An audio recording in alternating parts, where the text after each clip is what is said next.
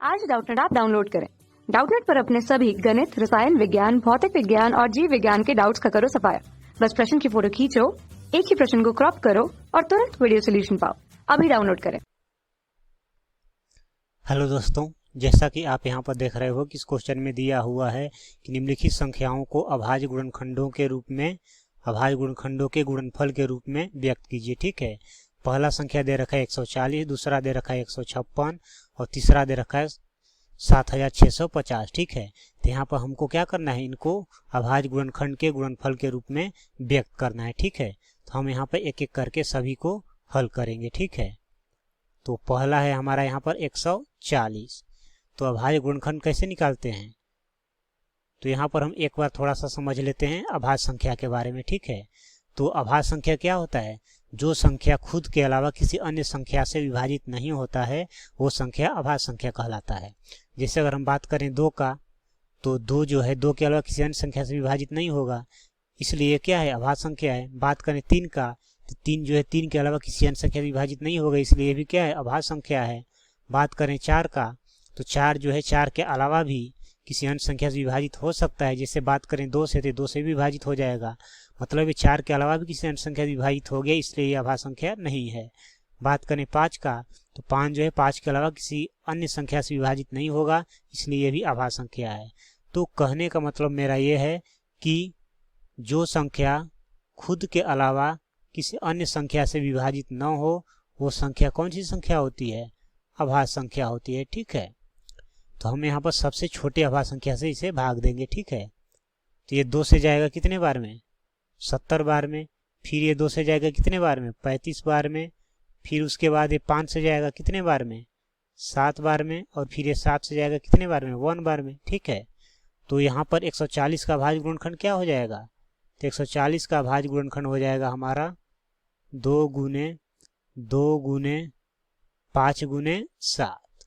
ठीक है, तो ये इसका क्या हो गया, अभाज्य गुणनखंड हो गया, क्योंकि इसके गुणनखंड में जो भी संख्या है वो सिर्फ अभाज्य संख्या है, इसलिए जो गुणनखंड है ये क्या कहलाएगा, 140 का अभाज्य गुणनखंड कहलाएगा। ठीक है, अब हम इस यहाँ पर दूसरे का अभाज्य गुणनखंड निकालते हैं। तो दूसरा संख्या यहाँ पर क्या दे रखा है, तो दूसरा दे रखा है 156। तो अब 156 का भी इसी तरह निकालेंगे। ठीक है, तो यहाँ पर 156 को हम क्या लिख सकते हैं, सबसे छोटी अभाज्य संख्या 2 से हम भाग देंगे, तो कितने बार में कटेगा, तो ये कटेगा 7 और ये 8, 78 बार में। फिर 2 से भाग देंगे, कितने बार में कटेगा, तो ये कटेगा हमारा 3 और 9, 39 बार में। ठीक है, 39 बार में कटेगा। फिर ये कितने से कटेगा, तो 3 से भाग देंगे, 3 भी क्या है हमारा अभाज्य संख्या, तो 3 से कितने बार में जा रहा है, 13 बार में। अब उसके बाद ये डायरेक्ट अब 13 से कटेगा 1 बार में। ठीक है, तो यहाँ पर 156 का अभाज्य गुणनखंड क्या आ गया, तो हम लिख सकते हैं, इसलिए 156 का अभाज्य गुणनखंड हो जाएगा हमारा 2 गुने 2 गुने 3 गुने 13। ठीक है, तो ये दूसरे का आंसर हो जाएगा।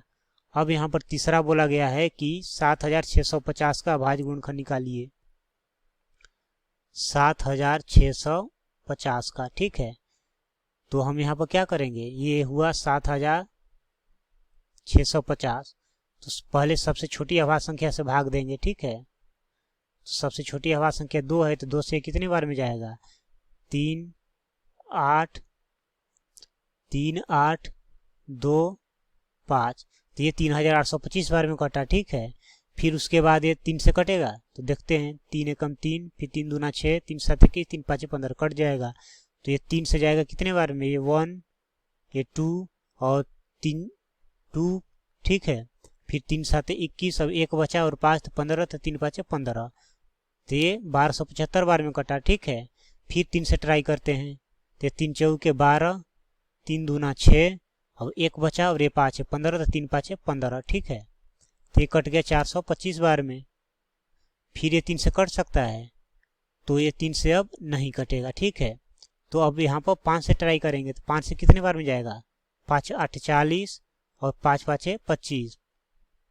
उसके बाद फिर ये 5 से कटेगा, तो ये हो जाएगा हमारा 5 एकम 5, 3 बचा और ये 5 35 हो गया, तो 5 7 35। ठीक है, अब उसके बाद अब ये 17 से कटेगा, तो 17 से एक बार में जाएगा 17। ठीक है, तो इसलिए हम यहाँ पर लिख सकते हैं 1750 का अभाज्य गुणनखंड क्या हो जाएगा, तो ये हो जाएगा हमारा 2 गुने 3 गुने 3 गुने 5 गुने 5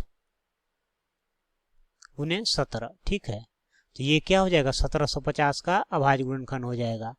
तो यहाँ पर इस क्वेश्चन में हमसे बोला गया था कि दी हुई तीनों संख्याओं को अभाज्य गुणनखंडों के गुणनफल के रूप में व्यक्त कीजिए, जो कि हमने यहाँ पे एक एक करके सभी को हल किया और उनको अभाज्य गुणनखंड के गुणनफल के रूप में व्यक्त किया। तो उम्मीद करता हूँ कि आपको ये बात बहुत अच्छी तरह से समझ में आई होगी। Thank you. कक्षा 6वीं से 12वीं से लेकर नीट, IIT, JEE वो एडवांस के लेवल तक 1 करोड़ से ज्यादा छात्रों का भरोसा। आज ही डाउनलोड करें डाउटनेट ऐप या व्हाट्सएप करें अपने सारे डाउट्स 8400 400 400 पर।